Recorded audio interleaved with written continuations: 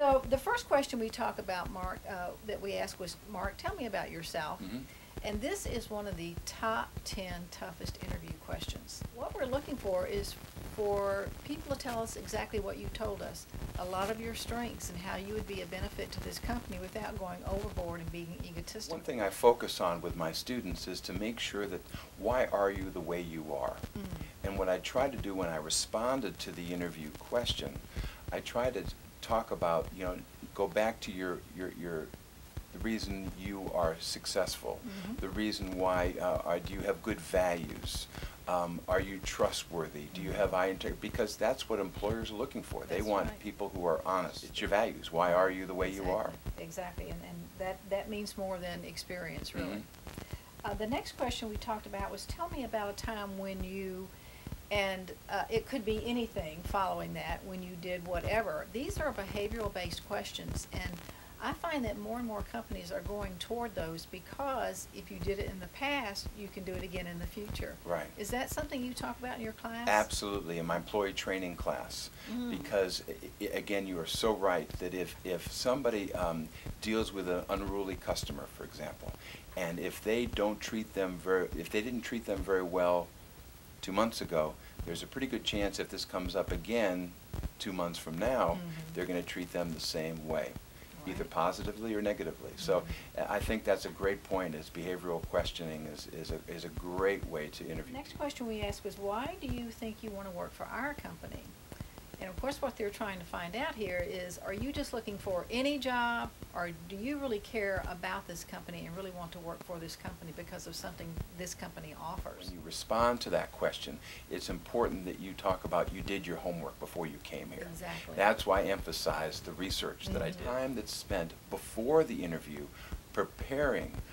And that's why life is so easy now. You can Google the companies, but I think it's important that when you research the company, don't just research the company, print things out, put it in a notebook where it's nice and neat.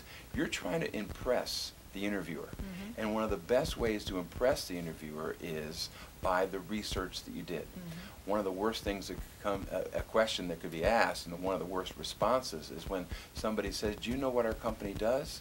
and the person says, no, can you tell me a little bit about it? And you have to come prepared. Because again, that's a reflection of you and of your character, because they want people who, I call A, B, C, D, above and beyond the call of duty. You come prepared. Right. Not only can you research the companies easily today, but individuals as well. Absolutely. So you can learn a little bit about the interviewer. About your boss and stuff, and that's one thing that we try to talk about when you're interviewing me, and if I'm going to be working for you, you want to make sure that it's a right fit. So in other words, do I take a look at you as somebody that will help to grow me in my career? Are you going to be concerned about my development? The next question, tell me about your weaknesses. That is also one of the top 10 toughest interviewing questions. And what you want to do there is do exactly what you did. Mention something, but then how you turn that around and how you are either in the process of working on it, or in your case, how you actually did turn it around and make it a strength. That's a top 10 question. So that's a question that interviewees need to prepare for. Absolutely. And before you even come to the interview, there's a really good chance somebody's going to ask you that question. So think about how you're going to answer that question. Where do you see yourself in 5 years? A couple of things going on here. They want to see if you're a person of vision for the future. Right. When you answer that, it's a good idea to mention not only upper level moves, but lateral moves, so that they can see what a flexible individual you are. And that's a key word you just used, flexibility. And that's what employers are looking for. How flexible are you? I'll give you a good example of that. I had a student of mine who was offered a job. He is unemployed, and he was offered a job to be a night auditor of a hotel on Friday and Saturday night. And he said, no, I just don't see myself working on Friday and Saturday night. And 2 months later, he's still unemployed. And you have to be flexible, especially during these difficult times. You have to be able to adapt and be able to work with the company. And so one of the things about that question also is that you want to make sure that you want to convince the interviewer that you're looking for long-term employment. You're not looking for a job, you're looking for a career. And the big thing is that you want to make sure that you emphasize in the interview that you're going to continue to grow and contribute, but it's up to me to work hard, and that's what I try to talk about in the interview, the fact that I'm a good learner and I want to grow with the company and I want to learn, but also, and I didn't do this because of time constraints, but give an example of what you did. So if you can talk about the interview and then give a good example, that really is pretty powerful. I followed up with a question, why do you feel you'd make a good manager?